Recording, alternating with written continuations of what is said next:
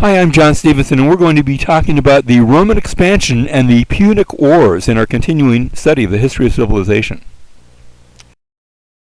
We noted last time that Rome was centrally located on the Italian peninsula, and yet they had neighbors with whom they didn't always get along, and gradually Rome's influence begins to expand, first to the Etruscans to the north, and Rome becomes the dominant force there.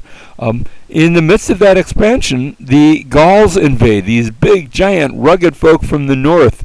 They invade in 386 BC, and the story goes that they were sneaking up upon the Roman fortifications when the geese that were dedicated to the temple of Apollo began their honking and hooting and alerted the Romans to this impending danger.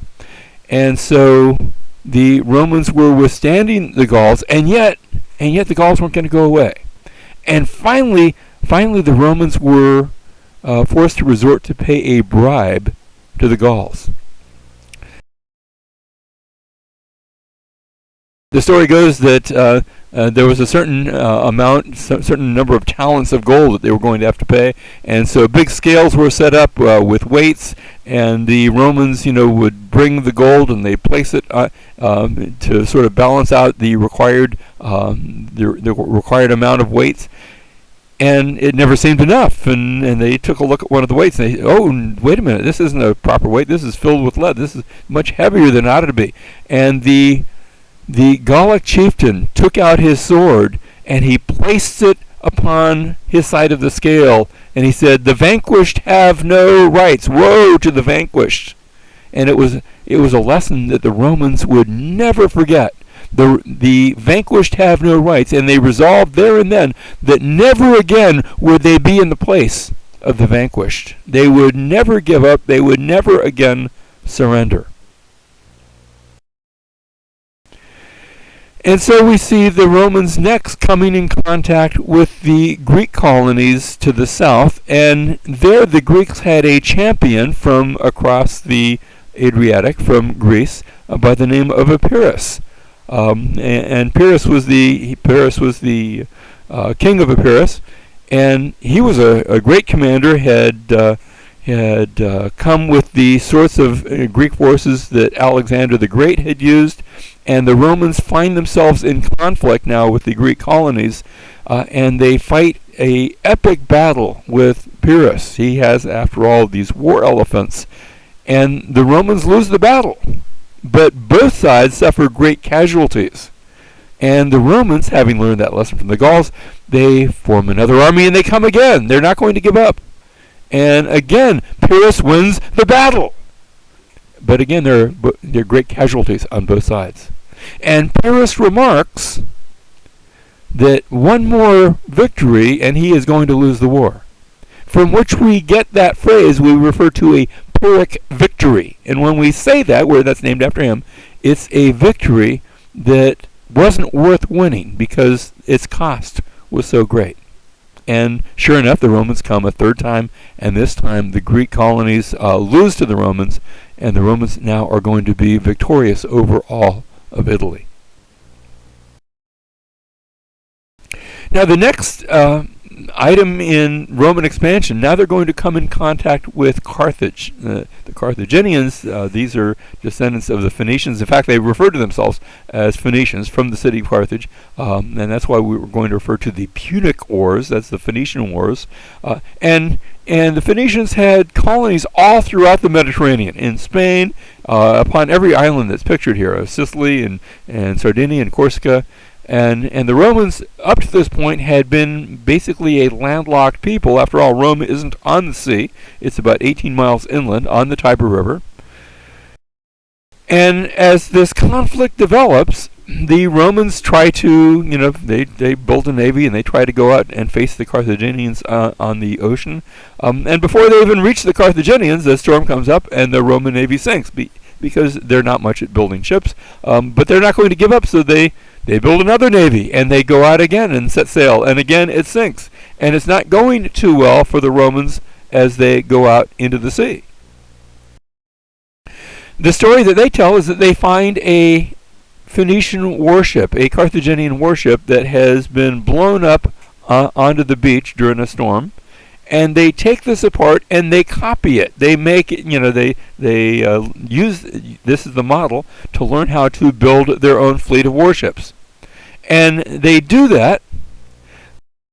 They go out, and it's one thing to have a seaworthy warship. It's another thing to know how to sail it. The tactics that the Phoenicians would use, they would have a big battering ram below the waterline, and the idea was that you'd maneuver your ship, and then you'd sort of come up against an enemy ship, and then crash your battering ram into his hull, put a big hole in it, and his ship would sink. And that's well and good, but the Romans weren't much at sailing, and so they have a fleet now that won't sink at the drop of a hat, but it's not doing too well when it regards to sailing. And so the Romans are going to come up with a new tactic. Their tactic is to build a portable bridge on the prow of their vessel, and they will get within enough distance of the enemy ships, and then they'll lower that bridge. It will have a big spike on the end of it, and in fact they'll call it the Raven. This it's going to plant its beak on the enemy deck of the enemy ship, and then they'll just march across and fight a land battle, but on the decks of ships. And this is very effective, so that the Romans win the First Punic War. The Second Punic War is going to have as its Carthaginian hero the person of Hannibal. He was the son of Hamilcar Barca. In fact, the city of Barcelona is named for the Barcas in Spain. And indeed, Hannibal starts in Spain. He consolidates the power of the Carthaginian colonies there, fights against Rome, and then he sets out to take the battle to the Romans. And so what he's going to do, he's going to invade Italy, not with a fleet of ships, but instead Hannibal is going to take the land route from Spain across the Pyrenees and then across the Alps to come down into Rome, bringing a group of war elephants, bringing these elephants across the Alps was a tremendous undertaking, and yet Hannibal manages to do that.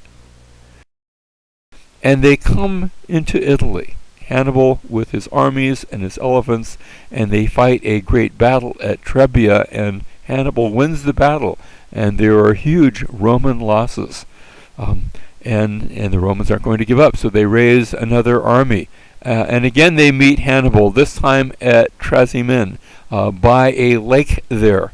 And Hannibal has maneuvered them by the lake so that the Romans are caught between the lake and the high bluffs overlooking the lake, and they are trapped, and Hannibal closes in on them.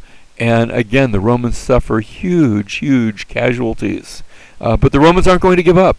And so they collect a third army, and this time down at Cannae.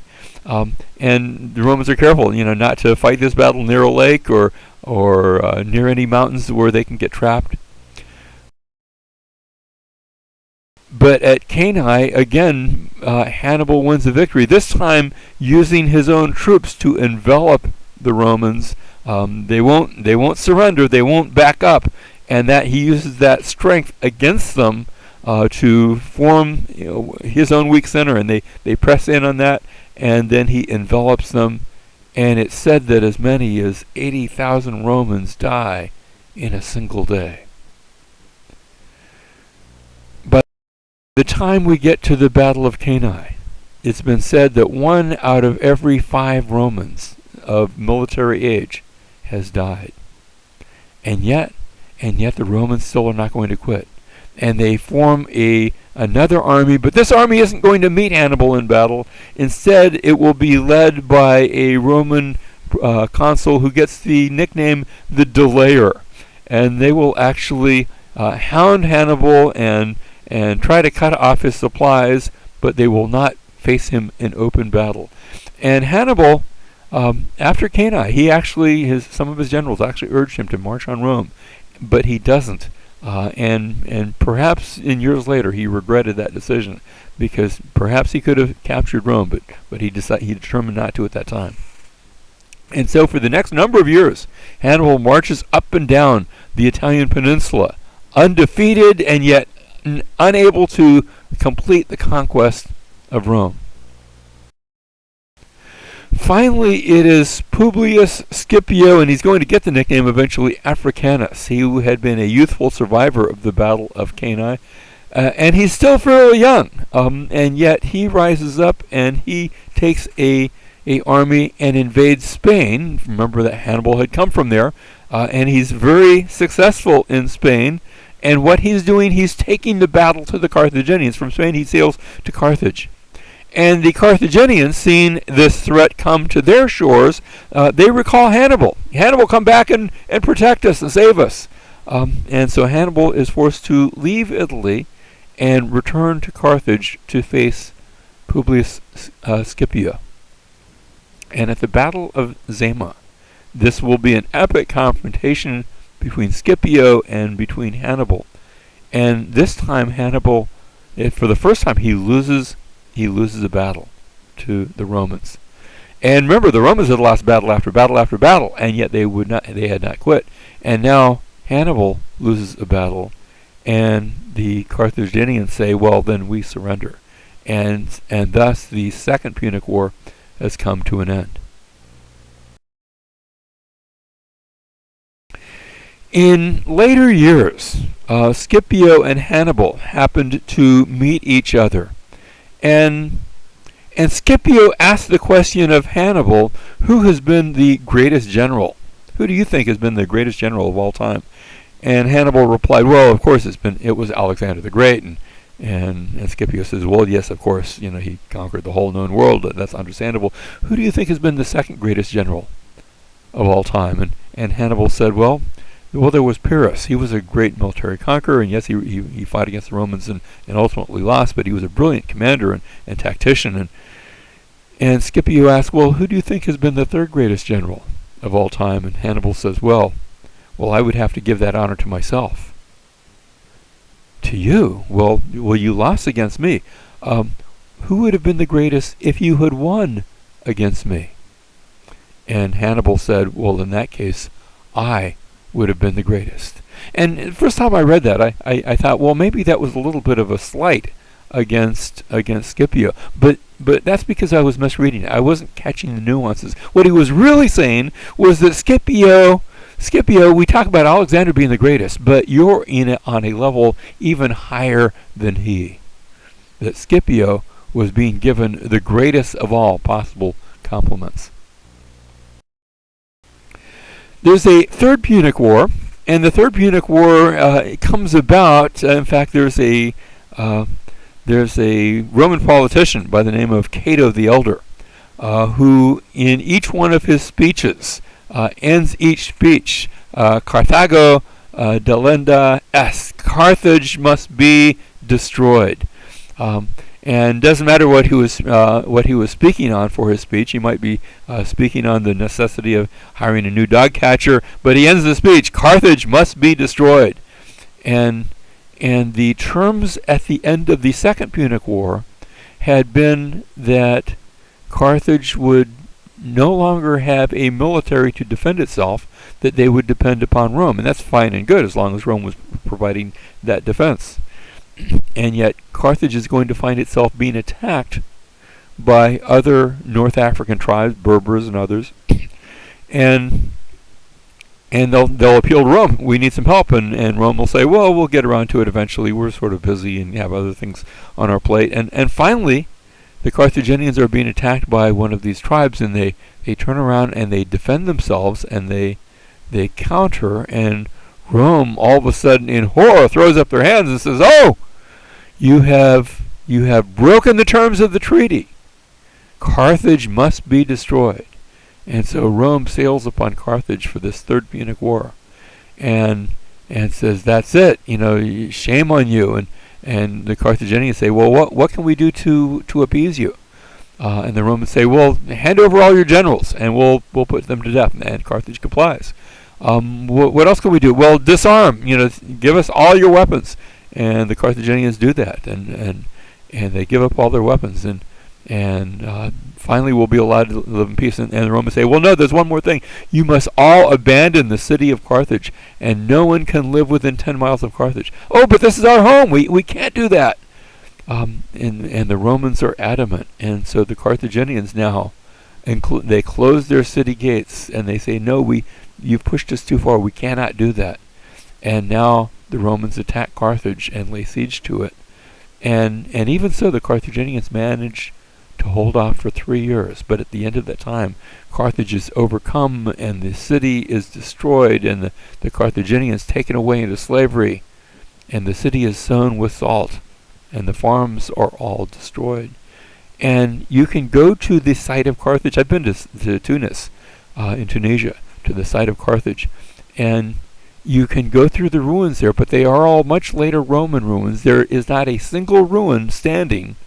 Some people think maybe a single altar that was found, but no ruins from the Carthaginian city.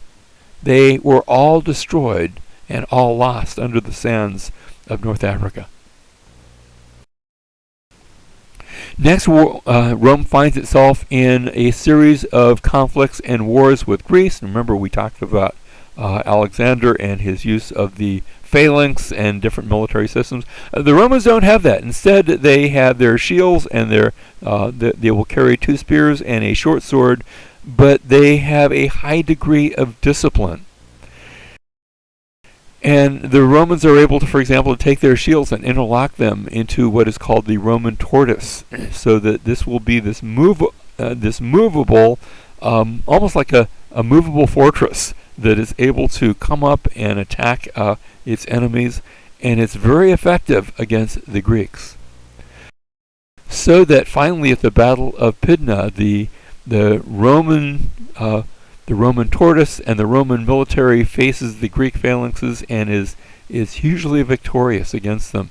And Greece, in a series of battles, now falls to Rome and becomes part of the Roman provinces.